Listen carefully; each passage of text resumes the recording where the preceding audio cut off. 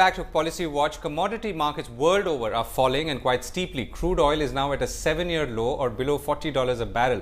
Prices of iron ore, the principal raw material for steel making, have crashed also to under $40 a ton. A 10-year low, by the way. Prices are falling because of weak demand from countries like China and oversupply in many places. Iron producers in Goa, which produces low-grade iron ore, are already saying their operations are unviable, according to reports. Now, the larger question is, which way is the commodity cycle going? What is the damage it can do to producers? How does it benefit consumers? And can it help India's economy still? And what is the longer-term outlook? To discuss this, I'm joined by Amit Bhandari, Energy Fellow at the Gateway House, and Hitesh Jain, Commodity Analyst at IIFL. Thank you both for joining us. Hitesh, take us through what's the impact? Why is this happening? I mean, we thought that prices will fall and they'll stabilize and then maybe they'll start rising again. Instead, what we are seeing is a steady downward drift. Why is that? See, the current scenario is quite unprecedented. Generally, when you see a steep fall in prices, the demand-supply equilibrium across the industries auto-rebalances itself. But now what you are seeing, there is a lag in the recalibration of supply and demand across all commodities. The major problem which can be attributed is to the fact that the input costs have gone lower, the currencies have depreciated. So a lot of companies which are producing copper or aluminum, zinc, they are still producing. China is a big problem because they are saddled with overcapacity, the demand is weakening. Let's take copper into consideration. Now, copper is a 22 million ton market and China consumes 50% of the copper, that is 11 million tons. When Chinese GDP used to grow at 10% or 8%, Chinese domestic copper consumption used to grow at 10% on YOY basis. Last year grew at 5%, now estimates are calling for copper consumption to be flat or 1%. So what it translates into is actually excess supply, because when you say Chinese consumption growing at 1%, 0%, every 1% decline in demand leads to 1 lakh ton of surplus. So from 10% to 1%, 0%, that means 1 million ton of surplus. Then who's going to absorb this? Now everybody's talking about India, but let's be realistic. India cannot absorb, or there cannot be substitute for India. Let's compare India's consumption. India consumes 7 lakh ton of copper and China consumes 11 million ton of copper. So who is going to absorb this? So India is 0.7 million tons and China is 10 million. India is 7 lakh tons. So that's 0.7 million. 0.7 million, yeah, exactly. Yeah. So, but you're saying that this story is being replicated across commodities. Yeah, so how did that happen? Because oil has no direct correlation with iron ore, because if we drive cars or, I mean, we're consuming oil all the time, aren't we? See, I think there has the paper money, which actually also led to big time investment into energy sector or all other metals, that could lead to such spiraling in prices. And with China slowing, see, you understand the structural bull run which we saw in commodities. China was a big factor. Because like US has a strategic oil reserves, China also has strategic. They've been actually procuring oil across the globe. And that slowdown in demand is actually having a detrimental effect on all the prices. And it's going to be a long winter, because it seems that most of the industrial commodities basically are trapped into a kind of a bear vortex or bear whirlpool. And I see at least a year or two for commodities to stay at these lower levels, unless you see the equilibrium actually balancing. Okay, so let's get an energy perspective from you, Amit. So is your sense, I mean, are you in concurrence with what Hitesh is saying in terms of energy at least, or oil? Yeah, in case of oil, there is of course a slowdown of demand from China, but China is just one market amongst many. Most of the oil consumption, China accounts for less than 10% of the global oil consumption, around 10%. What has happened in oil is that till last year, prices were above $100 a barrel, and they had been above $100 for several years in a row. And because of these high oil prices, a lot of investment went into production. So because of which a lot of new oil started coming into the market. Also shale oil became viable to produce, technology developed and prices fell. So what has happened is that in a commodity market, even if there is a small 5-6% surplus, prices can fall drastically. That is what has happened. So unless this spare capacity in shale goes away, prices are going to remain low. And this spare capacity can remain for the next 2 to 3 years at least. Okay, right. So when it comes to oil, as a country, we are a beneficiary. It's keeping a lot of things down, our subsidies under control and so on. But when it comes to non-oil commodities, things may not be the same, isn't it? India is a beneficiary. Most of the commodities like zinc, lead, nickel, and copper, we are net importer. And in case of aluminum, we are net exporter. So as far as metals like copper and all these commodities are concerned, we are beneficiary. Okay. Now, but however, on the other hand, we have steel producers, aluminum producers, iron ore producers who are all obviously complaining. Yeah, see, the falling prices have put all the commodity producers in a bad shape, and people are talking about actually imposing anti-dumping duties, because China is actually glutting the global markets because they have a surplus at their domestic markets. Now let's take steel into consideration. If you look at the NYMEX HRC steel prices are trading around $330, $320 per ton, but when you import steel from China, you get at $270, $280 per ton.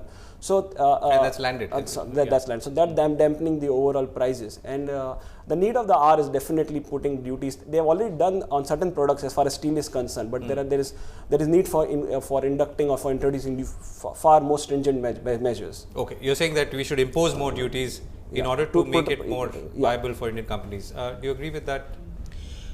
Well, in case of steel, I would say that at some point we may have to intervene to protect the domestic industry.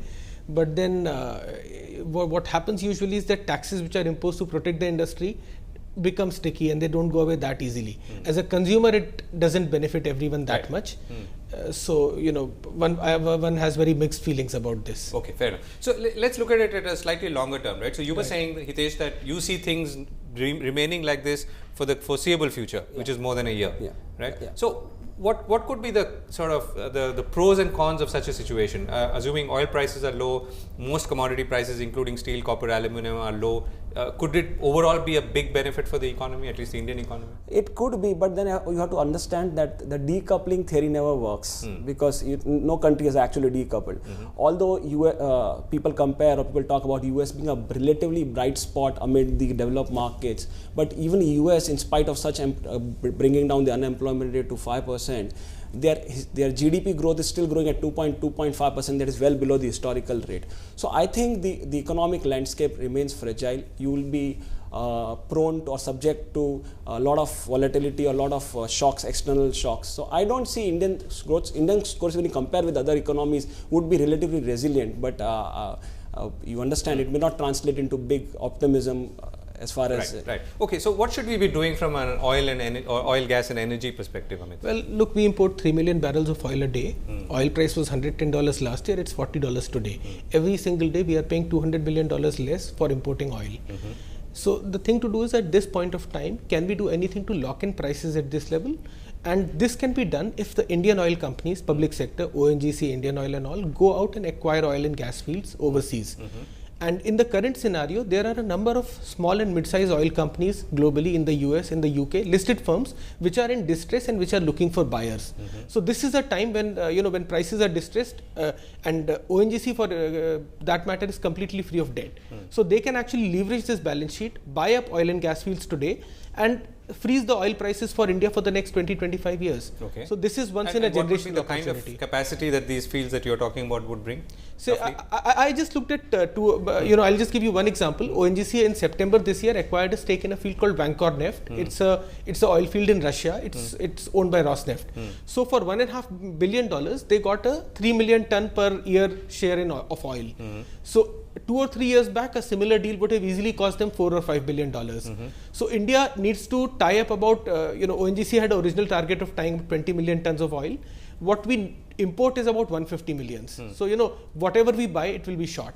Okay, great. So you're saying, but persist on the strategy of acquiring more oil fields. This is the best time to do it, and your balance sheets are in a strong position. Yes. Could the same thing be done in commodities, in other commodities? See, we're not big players. As we said, our consumption is not big enough. So the enterprising, the people who are actually employed, buying a mine of sheer size in globally, I think it is still not economically viable for us. Okay, but if you were to look at the China example, that someday we are all hoping that we will grow at 8%, 9%, and even maybe 10%, then maybe we should be preparing for this situation, shouldn't we?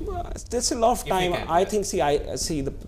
Let's be realistic. I think you will not see that happening for at least for 2 decades or 3 decades. Let's talk about consumption, per capita consumption, because the population size literally same. You take any commodity, steel, cement, aluminium, copper, any commodity, China is 10 to 15 times bigger than us.